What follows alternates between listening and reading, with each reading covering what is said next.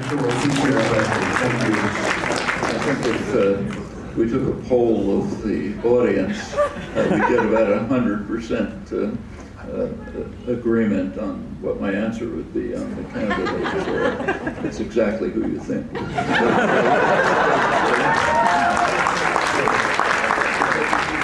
Because we have a chance of, I'm kind of amazed by how much success he's had. And it's kind of striking that he's being described as a kind of a radical extremist. Actually, Sanders's views would not have surprised Dwight Eisenhower. He's a mainstream New Deal Democrat.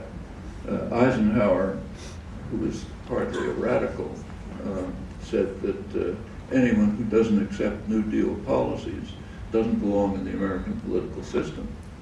That's Eisenhower. Taxes on the wealthy were way higher, and so on. Eisenhower is not my ideal by any means, but I'm just trying to point out that what Sanders is calling for is, first of all, pretty mainstream, not long back, but the political spectrum has shifted so far to the right that what the population wants and what was once mainstream now looks radical and extremist. Well, it's up to us to shift it back. Today's Democrats are pretty much what used to be called moderate Republicans. Rockefeller Republicans. That's the mainstream of the Democratic Party. The Republicans are just off the spectrum. They're not even a political party. But I am, I must say, pretty amazed by how far he's gotten. It's almost certain he's not going to win the election. But even if he did win the election by some miracle, he could do almost nothing unless there was mass popular support for the policies that he wanted to do.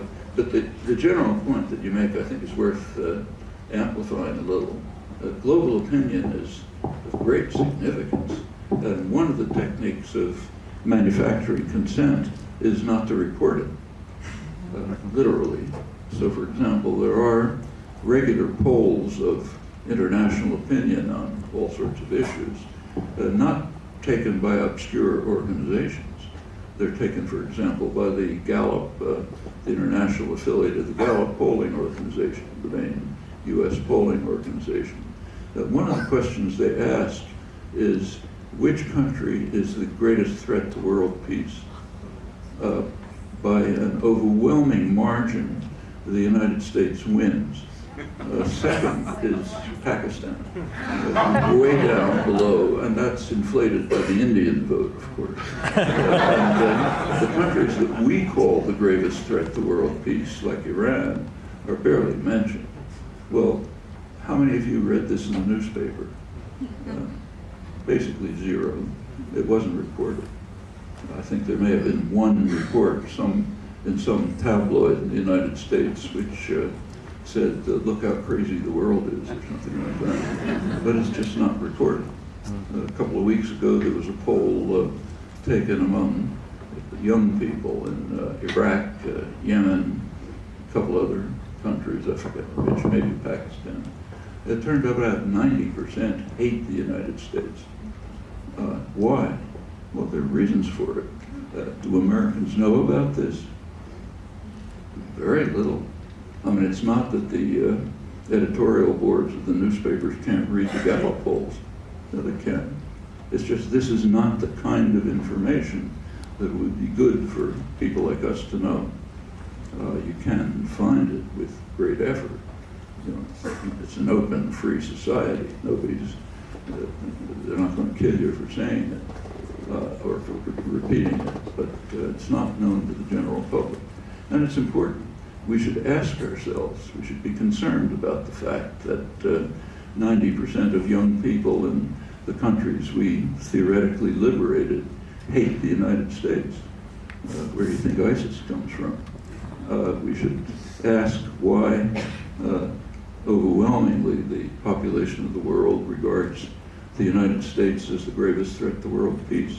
I mean, are they crazy? Is there a reason? Is that something we do? Well, those are things that people like us should be concerned about.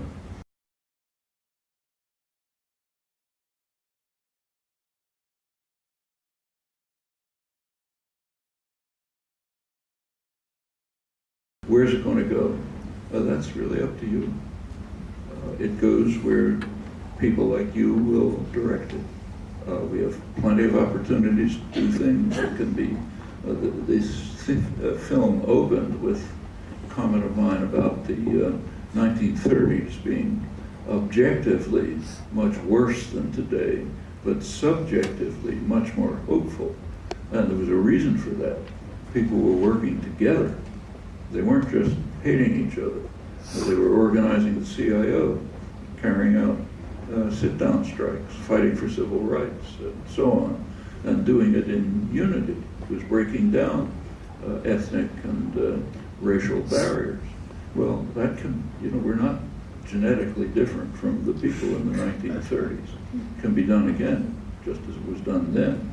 And remember that at that time it was done after a period not unlike today, a period of very high inequality, harsh repression, destruction of the labor movement, much poorer society than today, many fewer opportunities.